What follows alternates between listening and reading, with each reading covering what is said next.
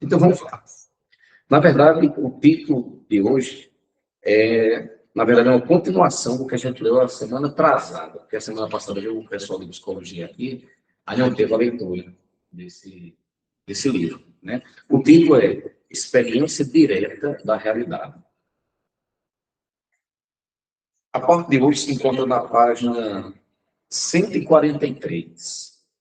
Tudo isso que ele diz assim. Talvez seja estranho para vocês que não entendem um pouquinho o que tem sido dito antes, mas a gente vai vendo que dá para entender, certo? Qualquer dúvida pode levantar a mão que a gente responde.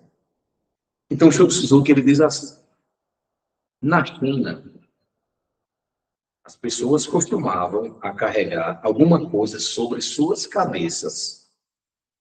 Eles carregavam mel ou água sobre suas cabeças.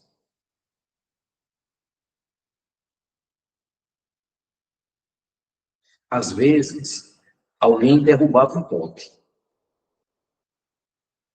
É um grande erro, claro. Mas se você não ficar pensando, ficar relembrando o fato, tudo bem. Você segue adiante. Ainda que não haja mel ou água, está tudo bem. Se você seguir adiante, não será um erro. No entanto, se você diz, eu perdi tudo, que droga, que pena, isso é um equívoco. Essa não é uma prática verdadeira.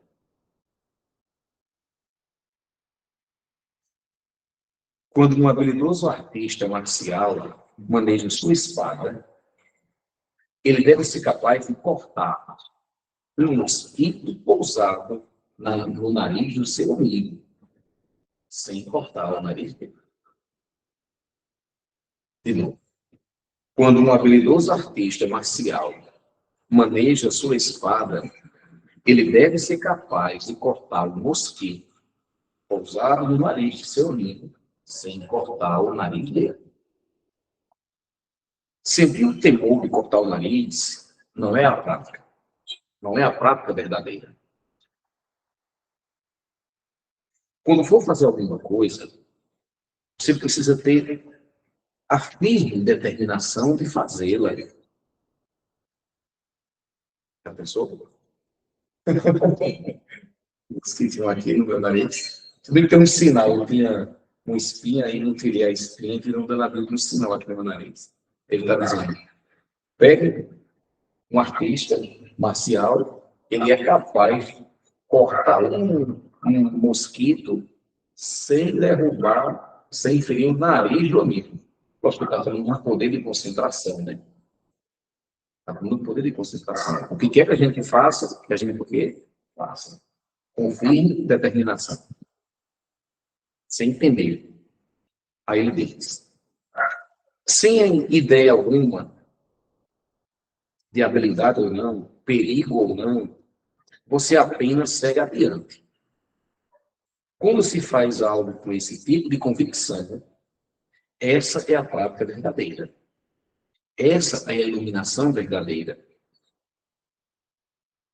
Essa firme convicção, para perceber sua vida, vai além de ser bem-sucedido, mal-sucedido,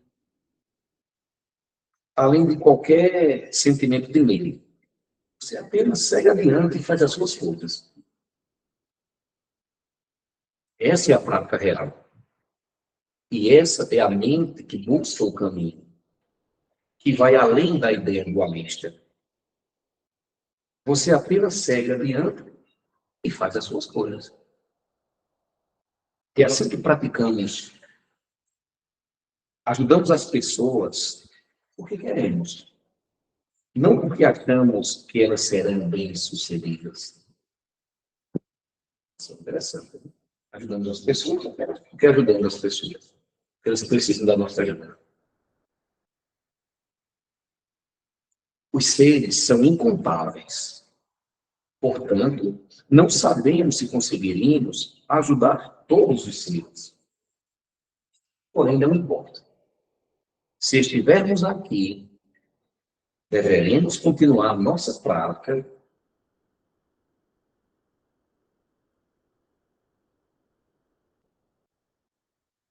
não há limite para a compreensão do ensinamento. Se entendermos ou não, continuaremos tentando entender. Ao estudarmos com esse tipo de convicção, vamos nos deparar com ensinamentos preciosos. Esse ensinamento absoluto não se compara com qualquer outro tipo de ensinamento.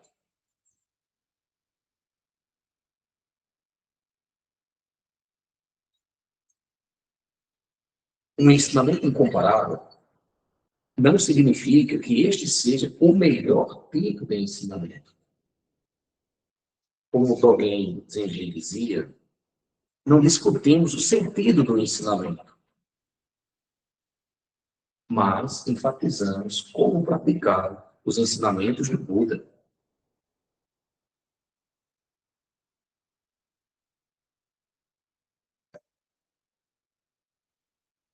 Focamos nossos ensinamentos, nossos estudos, em como aceitar e vivenciar aquilo que foi ensinado. A ideia é desenvolver a atitude de praticar ao estudar. Essa é a característica do Zen. Essa é a característica do budismo verdadeiro. Que é simples. Ao invés de ficar teorizando, porque é o grande erro quando a gente encontra algum tipo de filosofia, é ficar teorizando. Vou dar um exemplo. Eu conheço uma pessoa e essa pessoa está passando por mudanças na vida. Questão de rotina mesmo, do trabalho. E essa pessoa já pratica um tempinho. Aí, recentemente, conversando, a pessoa começou a reclamar. Não, porque em 2026 já começou muito pesado, 2026 eu vou ter que fazer isso, vou ter que fazer aquilo, vou ter que fazer aquilo outro, e a pessoa já estava se desesperando. Aí eu fiquei só olhando assim. A pessoa pratica já faz um certo tempo. Só que a pessoa teve dificuldade de perceber uma coisa que o budismo tanto fala, da impermanência, que as coisas não são, que as coisas estão no momento desse jeito. E que causas e condições um dia vão se juntar para fazer com que a situação que de repente esteja assim, mude. A pessoa pratica há mais de 10 anos. E a vida dessa pessoa mudando, e a pessoa simplesmente não teve a percepção de dizer permanência. Não é simples. Mas a gente está numa bolha tão grande que a gente às vezes é incapaz de fazer uma relação da nossa vida com aquilo que o Buda falava. No caso dessa pessoa, a impermanência.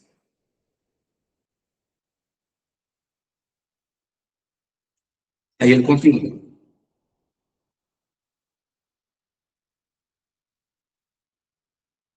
Todas as regras que temos são apenas para tornar as práticas um pouco mais fácil. Não para estreitar a porta. Se não houver um porte para você subir, será bastante difícil ter a experiência real de um ser humano. As regras que temos são um tipo de brinquedo para ajudá-los na sua experiência na prática. Não significa que um brinquedo seja sempre necessário, mas, quando se é jovem, ele é necessário. Ele fazendo o seguinte, porque toda tradição religiosa tem as suas regras. A gente estava ainda agora conversando e praticando aqui, acenda de licença, acenda a vela, bate o sino, entra desse jeito, sai desse jeito. Então, é comum que tenha isso. Aí o monstro está dizendo aqui. Essas regras existem para a gente poder ter uma experiência daquilo que é praticado. Imagina só, a gente chegando aqui, entra de qualquer jeito. Ah, você entra de qualquer jeito aí, eu faço de qualquer jeito. Uma tradição religiosa que se preza, ela tem todo um fundamento, toda uma lógica de como devemos praticar. Aí ele coloca aqui, essas regras, elas são importantes, mas não quer dizer que elas são a coisa mais importante de todas. Porque a coisa mais importante de todas é como o nosso coração está naquela hora que a gente está fazendo a coisa. A gente vê muitas vezes nos templos, é assim, as pessoas acendem um incenso, uma vela perfeitamente, entregam um livreto de súplica perfeitamente. Mas se você não fizer isso com o coração, não adianta nada. Então, assim, as regras existem. Agora, o mais importante do que as regras é como a gente está fazendo aquilo com o nosso coração, com atenção a falar as coisas. Certo? É uma desmudança. Então, assim, não é preciso sempre se ater às regras. O importante é expandir e aprofundar o seu modo de vida. Não é necessário ter uma bela vasilha de cerâmica quando você está pronto para apreciar as coisas. Seja o que for, as coisas irão estimular a sua prática. Se conseguirem apreciar suas vidas no sentido verdadeiro, então, mesmo que machuquem o corpo, tudo estará bem. Mesmo que morra, tudo estará bem. Quando vocês são estimulados por tudo e percebem que tudo está sempre o ajudando, não faz diferença se estiverem vivos ou mortos. Tudo estará bem. Muito bem. Essa é a renúncia completa. Deixa eu tentar contextualizar isso aqui.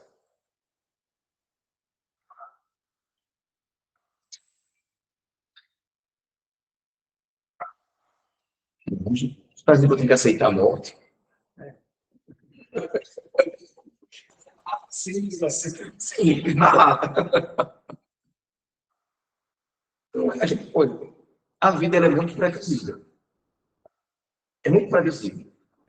A gente pode não saber exatamente quando as coisas vão acontecer. A gente sabe que as coisas estão assim, que as coisas vão mudar. A gente sabe que na vida nós temos altos e baixos.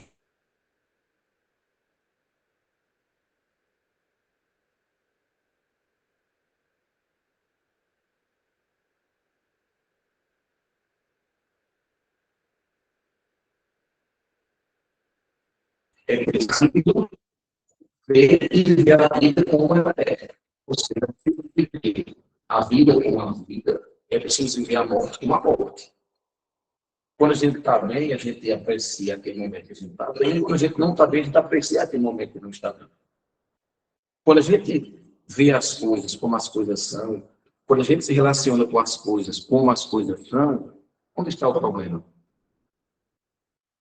Não, espera aí. Agora você foi longe demais. Você está dizendo que eu tenho que aceitar as injustiças? Não é isso que eu estou dizendo. Mas alguém com entendimento limitado pode pensar isso. Porque existe dentro do budismo o que a gente chama de preceitos. 3 preceitos puros. Não fazer o mal, fazer o bem e fazer o bem a todos os seres. Aí o Buda também fala em ação correta. Veja, quando você vê alguém em sofrimento, sei lá, com fome, com sede, qual é a ação correta naquele momento? Ajuda. Então, quando a gente diz aceitar as coisas como as coisas são, a gente tem que colocar no meio disso os preceitos. O que é correto e o que não é correto. O que é justo e o que não é justo. Porque isso é uma visão muito radical das coisas. Ah, está sofrendo é porque está pagando os carros. Tem gente que tem tradição religiosa que diz assim, está sofrendo é porque está pagando teus carros. Não, às vezes a gente só sofre por ignorância mesmo, sabe? A gente só sofre às vezes por ignorância. Às vezes tem a ver com karma, necessariamente. Às vezes por ignorância, porque não está entendendo a situação, porque não está sabendo como mudar aquela situação que a pessoa está envolvida. Aí o que é mais fácil? Eu digo, Vinícius, eu tenho um karma com o Vinícius, eu estou pagando meu karma com o Vinícius. Olha, então, ao invés de eu perceber que na minha relação com o Vinícius, de repente, tem uma forma que eu não estou conseguindo entender, ou que ele não está conseguindo entender, ao que é que eu ligo? É karma. Não. é falta de entendimento correto, uma das coisas que o Buda mais coloca. Agora, é muito mais conveniente. É karma. É muito mais conveniente dizer é castigo. Ontem, o pessoal, na quarta-feira, né? A gente está tendo agora um grupo de estudo de sutras, e o sutra foi o Dhammacakkappavattana Sutra, que é o sutra que é girando a roda do Dharma. E o Buda fala das 4 novas verdades.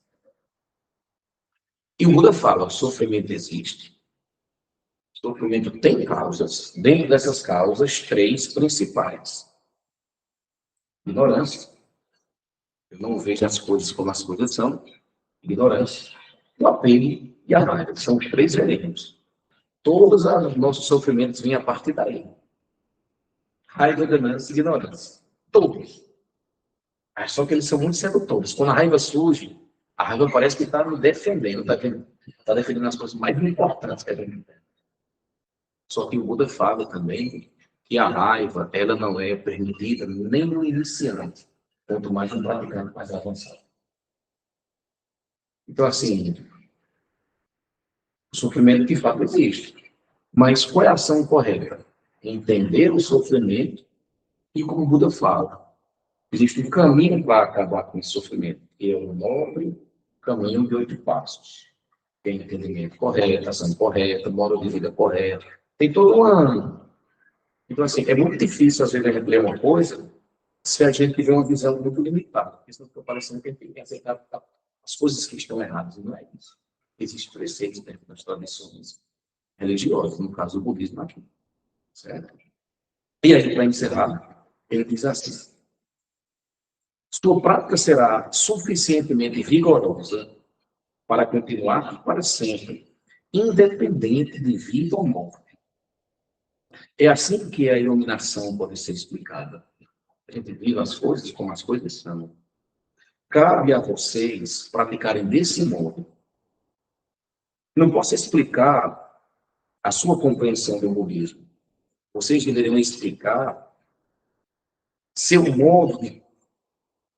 Vocês deveriam explicar seu modo de vida como budista do seu próprio jeito. Minha conversa serve apenas para estimular a sua prática. Vocês podem ou não seguir exatamente o que eu digo, mas talvez sirva apenas como sugestão. E muito obrigado. Então, aqui o capítulo de hoje. Para quem está em casa, um abraço e tchau, tchau.